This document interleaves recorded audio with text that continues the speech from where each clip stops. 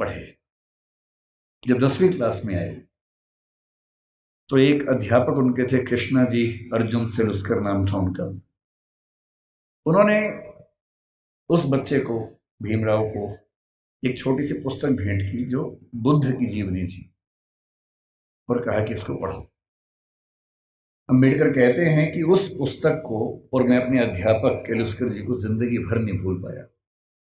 वही केलुस्कर जी बाद में उनको बड़ौदा के महाराज सियाजी राव गायकवाड़ से मिलवाने ले गए, वजीफा दिलवाया, फिर वजीफा बढ़ा और जब वो एल्फिंस्टन कॉलेज के विद्यार्थी हुए तो उनको कोलंबिया विश्वविद्यालय जाने के लिए स्कॉलरशिप मिली, वहीं से मिली, बड़ौदा से मिली। 4 साल कोलंबिया में रहे और इतनी मेहनत करते थे, कोलंबिया विश्वविद्यालय से एमए और पीएचडी करने के साथ साथ लंदन स्कूल ऑफ इकोनॉमिक्स से भी एमए और पीएचडी कर डाली। और उन्होंने कहा कि मैं भी बाकी विद्यार्थियों की तरह कुछ घंटे पढ़ के बाकी मौज मस्ती कर सकता था, पर मैंने रोज 21 घंटे पढ़ना चुना ताकि मैं वो सारी सीमाएं दूर कर सकूं जो मैंने अपने समाज में देखी हैं। 17 में वो भारत वापस आए। अब देखिए स्थिति क्या होती है। जब वो भारत आए तो 4 साल अमेरिका में रहे थे, बीच में लंदन में रहे थे, तो उनको वहां जाति व्यवस्था नहीं थी, वहां कोई अछूत नहीं था। वहां भी ब्लैक्स की दिक्कत थी, अश्वेतों की दिक्कत थी, पर क्योंकि वो अश्वेत नहीं थे इसलिए वो दिक्कत उन्होंने नहीं महसूस की। तो उन्होंने 4 साल देखा कि एक समानता का व्यवहार उनके साथ हुआ, तो वो उसके अभ्यस्त हुए।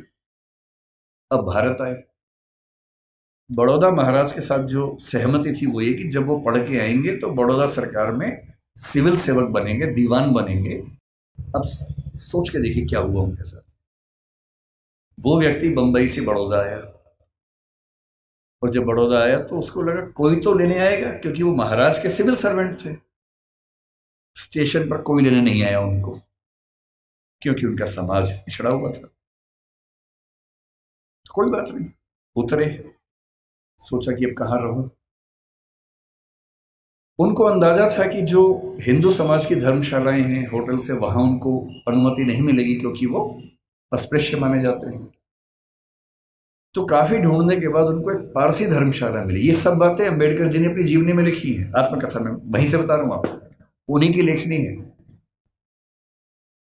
क्योंकि पारसी धर्म में तो जाति व्यवस्था नहीं है, तो उनको लगा यहां शायद शांति मिलेगी। वो पारसी धर्मशाला में गए, वहां कमरा लिया। एक ही कमरा था, बड़ा बहुत बुरी हालत में कमरा था, फर्नीचर से भरा हुआ गोदाम जैसा कमरा, उसी के कोने में रहने की व्यवस्था हुई।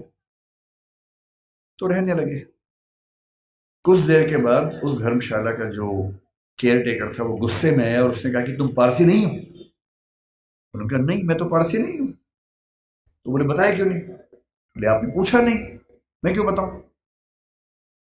लेकिन उस धर्मशाला में कई महीनों से शायद कोई आया ही नहीं था, हालत खराब थी। तो फिर सहमति बनी कि यार तुम ना रजिस्टर में कोई पारसी नाम लिख दो, मैं मैनेज कर लूंगा। और बोले मुझे कुछ दिन में घर मिल ही जाएगा, मैं फिर वहां शिफ्ट हो जाऊंगा। तो एक पारसी नाम कुछ रख के काम चलाया। लेकिन 11 दिन हुए थे अभी, और 11वें दिन लगभग 10 से 15 पारसी युवक हथियार, लाठी, डंडे हाथ में लेके चिल्लाते हुए उनकी तरफ बढ़े। और तब उन्होंने कहा कि एक अछूत आदमी पारसी धर्मशाला में कैसे आ गया? तुमने हमारी धर्मशाला खराब कर दी। अंबेडकर जी ने कहा कि आपके धर्म में तो जाति व्यवस्था है नहीं। बोले वो सब हमें नहीं पता, भागो यहां से। और खतरा था कि हिंसा हो सकती थी। अंत में तय हुआ कि शाम तक का समय है, छोड़ देना वरना छोड़ेंगे नहीं। डॉक्टर अम्बेडकर अपने ऑफिस गए। ऑफिस में उनकी कुर्सी अलग बनाई गई। उनका चपरासी उनको पानी इस तरह से देता था कि जैसे किसी खराब व्यक्ति को दे रहा हो। फाइलें फेंक के देता था ताकि छू ना ले।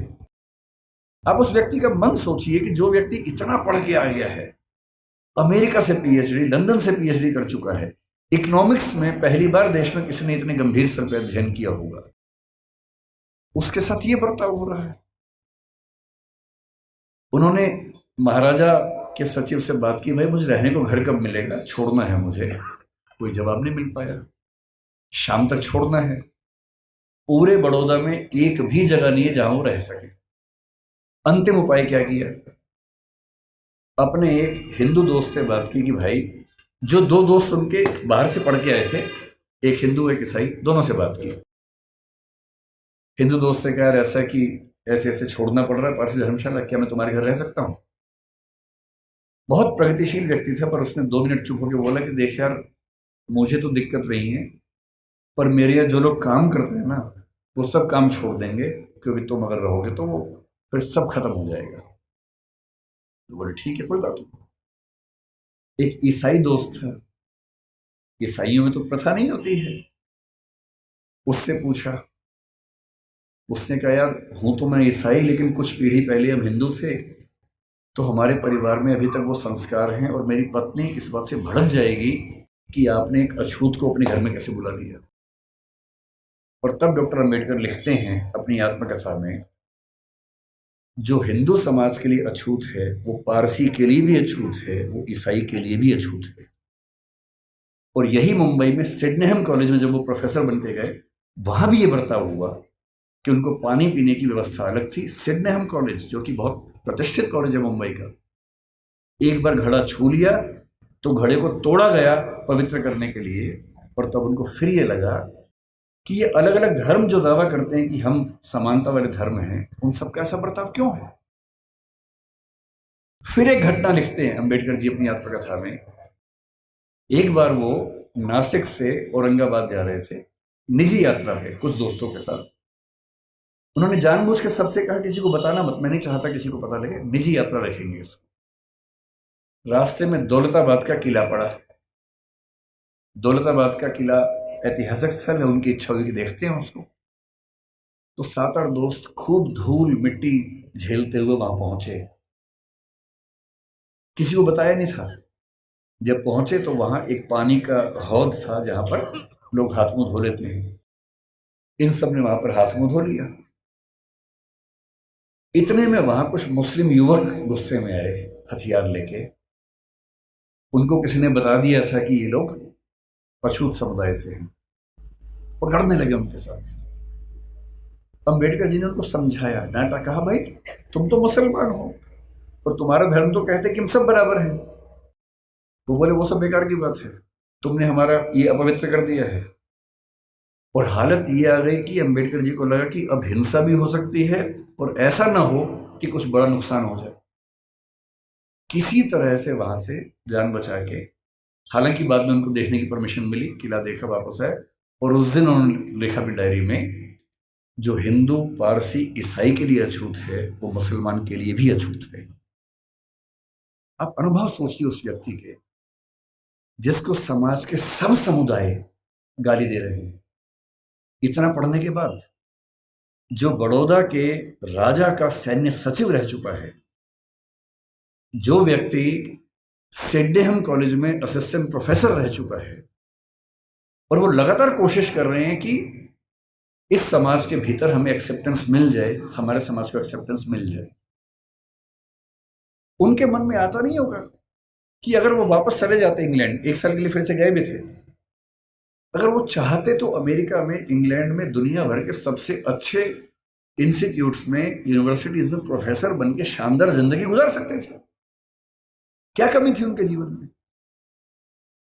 पर उनको एक बात हमेशा लगती थी कि अगर मेरे समुदाय में संयोग से मैं पढ़ लिख गया हूं, उनके परिवार के 14 बच्चों में वो 14वें बच्चे थे, और उनके खानदान का, उनकी जाति का, समुदाय का पहला बच्चा था जिससे 4th क्लास पास की थी। उनको एक ही बात लगती थी कि मैं अपनी जिंदगी तो शानदार बना के गुजार सकता हूं, बड़ी बात नहीं है। पर नियति ने, इतिहास ने मुझे एक ऐसा मौका दिया है कि यदि मैं अपने निजी सुख दुख भूल जाऊं और रात दिन 24 घंटे अपने समाज के विकास में ताकत लगा दूं, तो हो सकता है कि मेरी वजह से हजारों, लाखों, करोड़ों उन व्यक्तियों को बेहतर जिंदगी मिले जिनकी जिंदगी मानवीय जिंदगी तो नहीं है, कई मामलों में पशुओं से भी बदतर जिंदगी है। और इसीलिए मैं कहता हूं कि जो बोधिसत्व शब्द है वो दरअसल वैसे ही व्यक्तियों के लिए बना हुआ है। बोधिसत्व क्या होता है? महात्मा बुद्ध के बारे में कहते हैं कि जब उनको मोक्ष मिल गया बुद्ध मानते थे कि जीते जी भी मोक्ष मिल सकता है, कहते कि उनको मोक्ष मिल गया। और जब उनको मोक्ष मिल गया तो वो मुक्ति में जाके आनंद में रह सकते थे। पर उन्होंने कहा कि नहीं, इस समाज में, इस दुनिया में इतने लोग दुखी हैं, इतने लोग परेशान हैं। उनके अंदर बहुत करुणा थी। उनको लगता था कि जब तक दुनिया में एक भी व्यक्ति दुखी है, परेशान है, तब तक मैं अकेला मोक्ष लेकर क्या करूंगा। उन्होंने अपने मोक्ष को स्थगित कर दिया और कहा कि मैं लगातार प्रयास करूंगा कि मेरे साथ साथ सभी को मुक्ति मिले। और तब से बुद्धिज्म में कंसेप्ट आया कि जो व्यक्ति अपनी मुक्ति के लिए अर्ह है, एलिजिबल है, उसके बाद भी मुक्त नहीं होना चाहता, क्योंकि वो चाहता है कि मैं सबको मुक्त करके मुक्त होऊंगा, उसको बोधिसत्व कहते हैं। और इस समाज में यदि कोई सच्चा बोधिसत्व हुआ है तो वो डॉक्टर अंबेडकर हैं। इस बात को हमें ईमानदारी से मानना चाहिए। इतने बुरे अनुभवों से गुजरने के बाद इस व्यक्ति को गुस्सा क्यों नहीं आएगा? इस व्यक्ति के अंदर नफरत पैदा क्यों नहीं होती? ऐसा ही हुआ था 1848 में ज्योतिराव फूले के साथ। फूले अंग्रेजी माध्यम से पढ़े हुए व्यक्ति थे और जब पढ़ाई खत्म हुई उनकी 1847 में, 1848 में उनके एक मित्र ने, जो कि उच्च जाति का था, कहा कि मेरी शादी है तो मेरी शादी में आना। इनको भी लगा ठीक है, चलता हूं। उसी शादी में चले गए। उस शादी में वो गए और दूल्हे के माता पिता ने जैसे ही देखा कि एक अवर्ण व्यक्ति विवाह में आ गया है, इतना खराब से उनको लताड़ा, इतना अपमान किया। और ज्योतिराव फूले कहते हैं कि वही मेरा टर्निंग पॉइंट था। मुझे इस अपमान और इस जिल्लत से सिर्फ खुद को नहीं, अपने समाज के हर व्यक्ति को बाहर निकालना था। और इसलिए 1848 में उन्होंने पहली बार लड़कियों का स्कूल खोला, अपनी पत्नी को पढ़ाया, देश के इतिहास में पहली बार लड़कियों की पढ़ाई लिखाई की व्यवस्था की। आज ये जो बच्चियां बैठी हैं, अगर फूले न होते तो आज आप घर के अंदर चौका कर रही होती, चूल्हा चौका कर रही होती, यहाँ ना बैठी होती। इसलिए जिन व्यक्तियों की वजह से हम अच्छा जीवन जी रहे हैं, उनके प्रति कृतज्ञ होना हमारा धर्म है, हमारी जिम्मेदारी बनती है।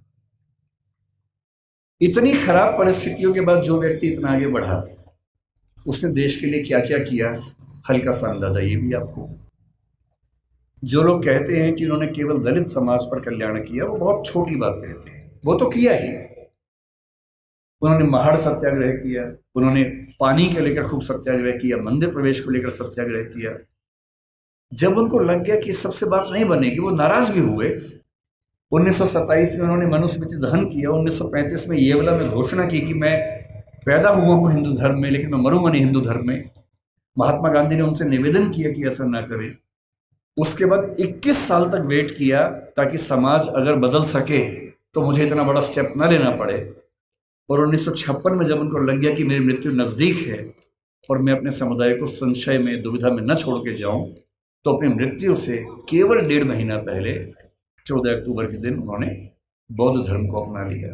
ये तो एक पक्ष है उनके जीवन का, जो दलित समाज या अछूत समुदाय को मुख्य धारा में लाने के लिए उन्होंने किया। उनके जीवन का उससे बड़ा पक्ष जो मेरी नज़र में है, वो महिलाओं के बारे में। आपको अंदाजा नहीं होगा शायद, जब भारत का संविधान बना,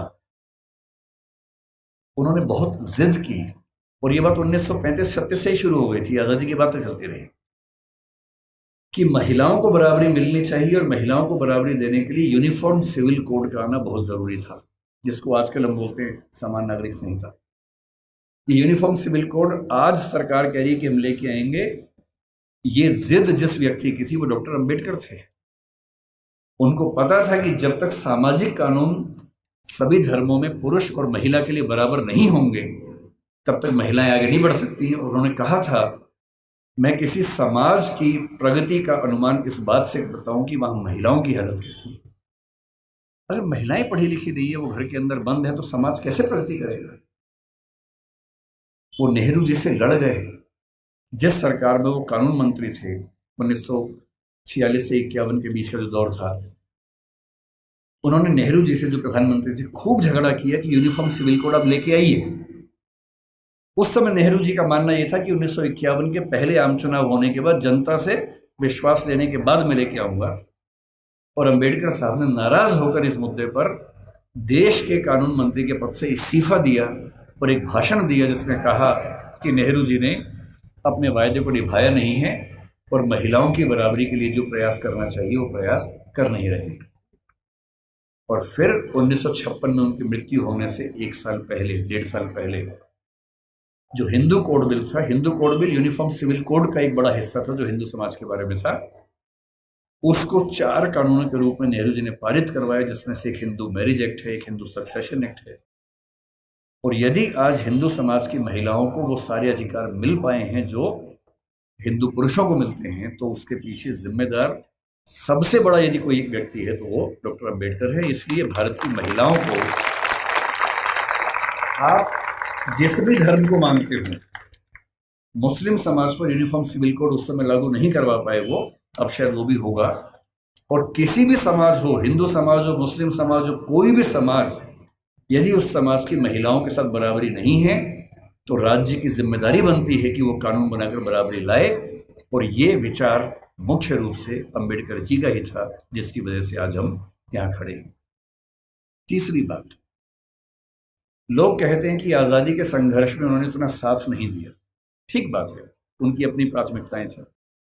1942 से 46 तक जब स्वाधीनता संग्राम एकदम चरम स्तर पर था, वो वायसराय की काउंसिल में श्रम मंत्री थे या श्रम विभाग के प्रमुख थे।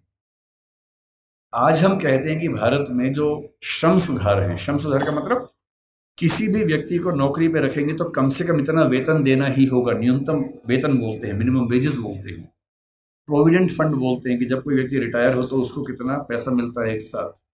यदि कोई व्यक्ति 8 घंटे से ज़्यादा काम करता है उसको अतिरिक्त वेतन मिलना चाहिए, ओवर टाइम की पेमेंट मिलनी चाहिए। ये सारे श्रम सुधार जिस व्यक्ति ने किए हैं भारत में, वो डॉक्टर अंबेडकर हैं। इसलिए वो जिम्मेदारी केवल दलित समाज की नहीं है, देश की सारी महिलाओं की भी है, देश के सारे मजदूरों और नौकरी करने वालों की भी है। इन सब के प्रति, सब ठीक है ना, इन सब के प्रति डॉक्टर अंबेडकर की भूमिका ऐसी है कि हम उसको भूल नहीं सकते। अंतिम बात, आपकी स्थिति को देखते हुए जल्दी खत्म करते, उनसे हमें क्या सीखना चाहिए, क्या सीखें उनसे? उनसे हमें मुख्य रूप से 3-4 बातें सीखनी है। उन्होंने कहा कि मैंने जो कुछ सीखा है 3 व्यक्तियों से सीखा है, बुद्ध से सीखा, कबीर से सीखा और ज्योतिराव फुले से सीखा। सच बात है कि उन्होंने अपनी माँ भीमा बाई से भी बहुत कुछ सीखा, क्योंकि माँ ने ही सिखाया था कि भूल के भी झगड़ा मत करना, पढ़ना। और उनकी जिंदगी में एक टर्निंग पॉइंट ये भी था कि जब उनकी माँ की मृत्यु हो रही थी तो कोई वैद्य उनके घर तक नहीं आए, क्योंकि वो अछूत महिला थी, तो वैद्य उनके घर में कैसे आ सकता था। और तब उनको लगा कि मेरी माँ जिस रोग से मरी वो तो चलो एक दैहिक रोग था, पर ये समाज जिस मानसिक रोग से ग्रस्त है उसका इलाज जरूरी है। और जीवन भर उन्होंने वो किया। अंबेडकर जी से आपको और हमें क्या सीखना चाहिए? मैं तो अपने हिस्से का सीखता हूं, आपको भी क्या सीखना चाहिए? देखिए, जो समाज का वंचित समुदाय है जिसपे हम में से अधिकांश लोग आते हैं, आपको समानता की स्थिति में आना है। अंबेडकर जी एक बड़ा सुंदर संविधान देश का लिख के गए हैं। उस संविधान में एक हिस्सा मूल अधिकारों का है। बहुत इंटरेस्टिंग बात है कि हमारे संविधान के मूल अधिकारों में सबसे पहला अधिकार समानता का है, न कि स्वतंत्रता का है, क्योंकि समानता जरूरी है। और अनुच्छेद 14 है, 15 है, 16 है, 17 है, 18 है, ये 5 अनुच्छेद पूरी तरह से समानता को स्थापित करने का प्रयास करते हैं। और आर्टिकल 17 में साफ साफ लिखते हैं अस्पृश्यता का अंत किया जाता है और किसी भी रूप में इसका आचरण निषिद्ध होगा और दंडनीय होगा। अपने मरने से 1 साल पहले दबाव डाल के 1955 में उन्होंने अस्पृश्यता अपराध अधिनियम भी पारित करवा लिया, जिसके तहत अनटचेबिलिटी या अस्पृश्यता को या छुआछूत को अपराध घोषित किया गया। उनसे हमें क्या सीखना चाहिए? आपको क्या सीखना चाहिए? पहली बात, उन्होंने एक बड़ी गहरी बात कही थी कि शिक्षा शेरनी का दूध होता है और जो इसको जितना पीता है उतना ही दहाड़ता है। बिना शिक्षित हुए कुछ नहीं हो सकता। और यहां तक कहा कि तुम्हारे पैर में जूते हो ना हो, हाथ में किताब होनी चाहिए। क्योंकि क्योंकि एक जीवन में अगर आप चाहते हैं कई जीवन के बराबर जिंदगी जी के आगे बढ़ना, उसका एक ही रास्ता है, किताबें, पढ़ाई। इसके उदाहरण खुद डॉक्टर अंबेडकर हैं। आपके समाज के पास ना उतना पैसा है, ना उतनी जमीन है, ना उतनी संपत्ति है, ना उतना रसूख है, ना उतनी पॉलिटिकल ताकत है। जिन समुदायों, जिन परिवारों के पास ये सब नहीं होता, उनके पास आगे बढ़ना एक ही रास्ता बचता है, वो है शिक्षा, तालीम। और सोशल मीडिया ने एक अच्छा काम ये किया है कि अच्छी अच्छी पढ़ाई, अच्छे अच्छे अध्यापक अब आपके मोबाइल फोन की मदद से आप सबके घर के अंदर पहुंच चुके हैं। अब तो हमारे पास ये भी कहने को नहीं है कि अच्छे टीचर्स नहीं मिलते हैं। जो टीचर दिल्ली को मिलते हैं, जो जेएनयू को मिलते हैं, जो मुंबई को मिलते हैं, देश के अच्छे अच्छे संस्थान को मिलते हैं, हार्वर्ड को मिलते हैं, वो सारे के सारे ऑनलाइन, और उनमें से बहुत सारी क्लासेस उनके निःशुल्क यूट्यूब पे, सोशल मीडिया पे उपलब्ध है। अगर आपके अंदर पढ़ने की जिद हो तो आज पढ़ना पहले की तुलना में बहुत आसान हो चुका है। असली बात है कि आपके अंदर वो जिद है या नहीं। दूसरी बात, मैं आईएएस के लिए पढ़ाता हूँ। दृष्टि नाम की संस्था हमारी है और हमारे बहुत सारे बच्चे आईएएस बनते हैं, जिनमें से बहुत अच्छा अनुपात उन बच्चों का है जो एससी एसटी कैटेगरी से, ओबीसी कैटेगरी से होते हैं। मैंने एक चीज देखी है, आपसे विशेष रूप से निवेदन कर रहा हूं। बहुत सारे ऐसे बच्चे होते हैं जो समाज के पिछड़े समुदाय से आते हैं और उनको इस बात की बड़ी शर्मिंदगी होती है कि मैं पिछड़े समुदाय से हूं। उनको आरक्षण मिलता है, वो आईएएस बनते हैं, आईपीएस बनते हैं, और आईएएस आईपीएस बनने के बाद कोशिश करते हैं कि उनकी वो पहचान खत्म हो जाए कि वो पिछड़े समुदाय से हैं, और वो किसी उच्च समुदाय के व्यक्ति से शादी ब्याह करके अपने आप को वहां एक्सेप्ट करवा ले किसी तरह से। ऐसी उधेड़-बुन में लग जाते हैं। मैं आपसे एक बात का निवेदन करना चाह रहा हूं, जिस समाज से आप हैं उस समाज को लेकर शर्मिंदा कभी नहीं होना है।